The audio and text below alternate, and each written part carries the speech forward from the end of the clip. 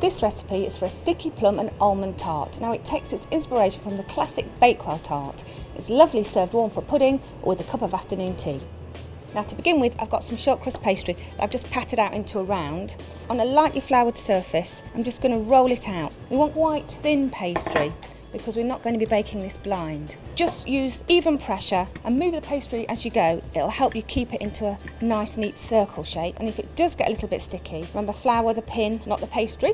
I think that looks large enough. Let's just get our tin, and there's enough room on the sides that it's going to fit in nicely, so just pop that aside, roll it onto the pin, and then just bring the edges in into the centre. What we're trying to do is not stretch it. We're trying to fit it in really gently. Now there will be a bit of shrinkage. It almost always happens when it comes to pastry in a tin. So just ease the pastry down, pushing it right down into the corners. And once it's all in and you've pushed into the edges, just with a small knife, slice against the pastry. And once you've trimmed all the way around, just a little bit of flour on your finger, push into the ridges, and it raises that pastry edge ever so slightly all the way round. Now I'm just going to pop this into the fridge for 10 minutes or so while we prepare the filling.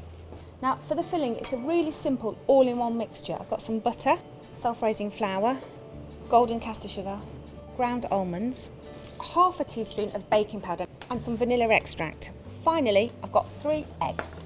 Now all we need to do is give it a really good whisk till it's well blended. Now it's a good idea to make sure your butter's at room temperature before you begin, just so that the mixture evenly blends and you don't get any little lumps left in it. I think that's us done. Let's just get that mixture out of the beaters. Now for the tart tin. Now I find it's easier if you place it onto a baking tray. Just means that you're not going to get your thumb into the mixture or have any wobbles when you try and get it out of the oven. And then we're going to spoon in our mixture. Lovely and soft and creamy. And in it goes. Now let's just smooth over the surface. Get it into the edges. Got some lovely red plums here, and I've been stoned and quartered, and I'm just going to push them in. And what happens is the mixture rises and the plums will sink down into the centre. So don't worry about the arrangement of the plums, as long as they're quite evenly distributed.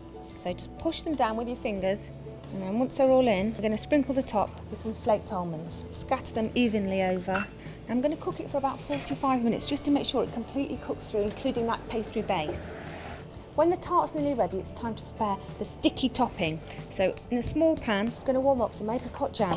You need about 2 tablespoons and just a splash of water. And all this is going to do is going to melt and just make it easier to brush over the surface. So that's my jam melted and well mixed. So let's get the tart out. Beautiful golden brown colour. Let's just pop that down carefully. I'm just going to brush evenly all over the surface. Now it's easier to do this while it's still warm. When you've got a warm tart and warm jam, it spreads on much more easily, and also it's liable to soak in a little bit more when the mixture's warm. When you're ready to serve it, you can serve it warm with custard or cool with a nice dollop of cream. And that's my sticky plum and almond tart.